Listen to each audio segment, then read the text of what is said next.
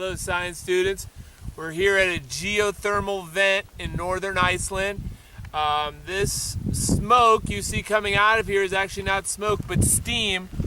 Below us there's liquid hot magma that is superheating water that's coming up in various different forms. Right here it's coming up as steam. Just over there it's coming up as boiling hot springs, and there's also bubbling mud everywhere. So it's a pretty unique place. When we live in the Appalachian Mountains, we live in the oldest mountains on Earth. We don't usually think of the Earth as continually forming.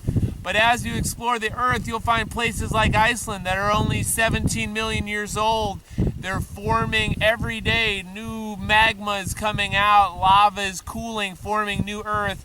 And when we think about our mountains, they're a billion years old. We think of them as constantly eroding. But all around the Earth, it's changing. Sometimes growing, sometimes eroding. So really unique place to be right now, and hot and steamy.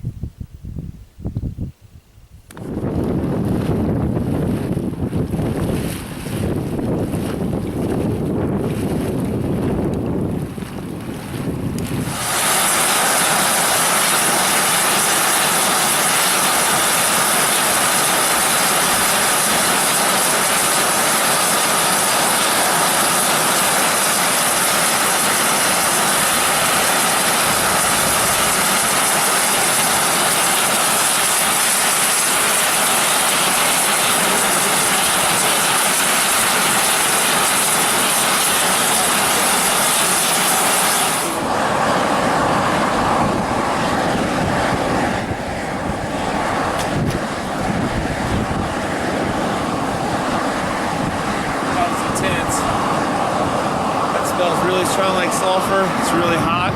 It's really steamy. Geothermal in action.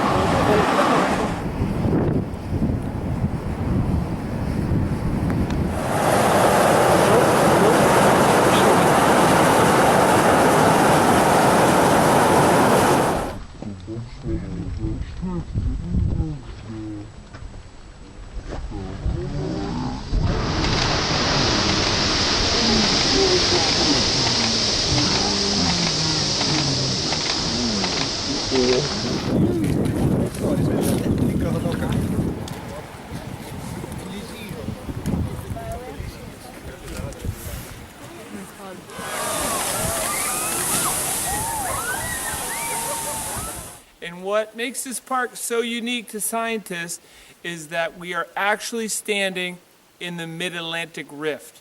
And if you remember how we studied geology and the theory of tectonic plates, giant plates are floating on top of liquid hot magma. Right here, however, we have two plates that are starting to pull apart. On my right-hand side, we have the North American plate. On my left-hand side, we have the European plate.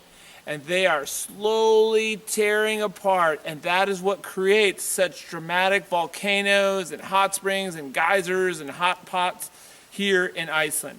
It is a very geologically unstable place. Now, all of this geothermal instability creates large and impressive hot springs all over Iceland. Here we are enjoying one of the most famous, the Blue Lagoon in Reykjavik, the capital. Iceland, we're at what's called the Blue Lagoon, and it's famous for being these amazing hot springs where people are allowed to swim in, but that's not the main purpose. It's actually the hot water is a byproduct from a power plant you see behind me. And the unique thing is, the scientists have figured out by studying geology that there are pockets of hot water trapped below the earth. They're being heated by liquid hot magma, and what they've done, the engineers have figured out how to bring that water up to the surface in order to make electricity. So 99% of Iceland's electricity comes from these geothermal power plants. And on top of that, it makes a pretty cool place to come and enjoy the amazing hot healing waters of a hot spring.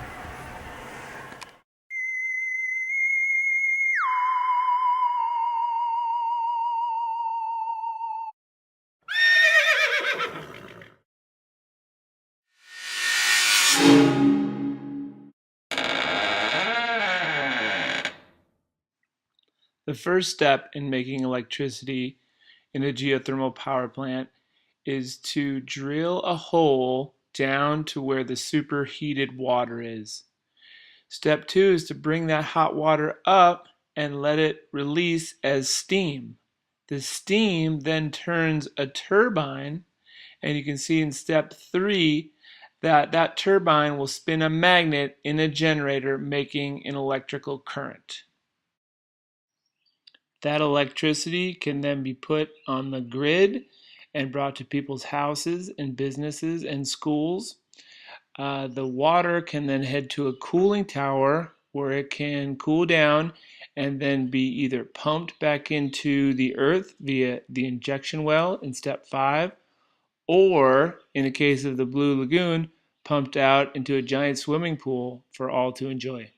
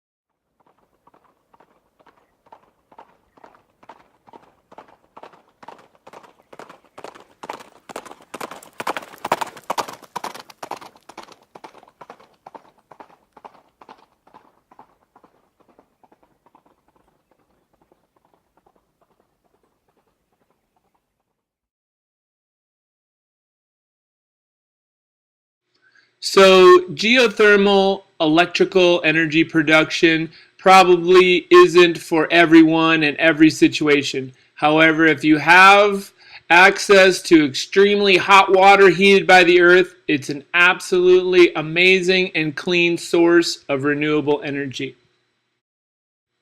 There is another way to capture energy from the earth, and that's what we'll be looking at next. It's known as a geothermal heat pump.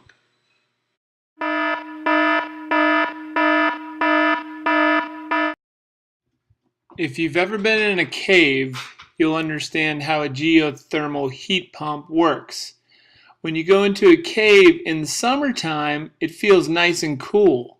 If you go into a cave in the wintertime, it often feels warmer in there than the surrounding air. This is because the temperature of the earth is generally between 50 and 60 degrees Fahrenheit.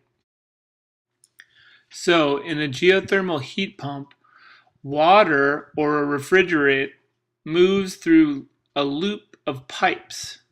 When the weather is cold, the water or refrigerant heats up as it travels through the part of the loop that's buried underground. Once it gets back above ground, the warmed water or refrigerant transfers heat into the building. The water or refrigerant cools down after its heat is transferred. It is then pumped back underground where it heats up once more, starting the process again.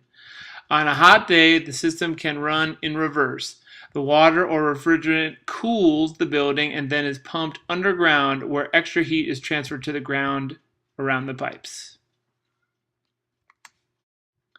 The great thing about geothermal heat pumps as opposed to a geothermal power plant is you don't need to be near liquid hot magma or a geothermal hotspot.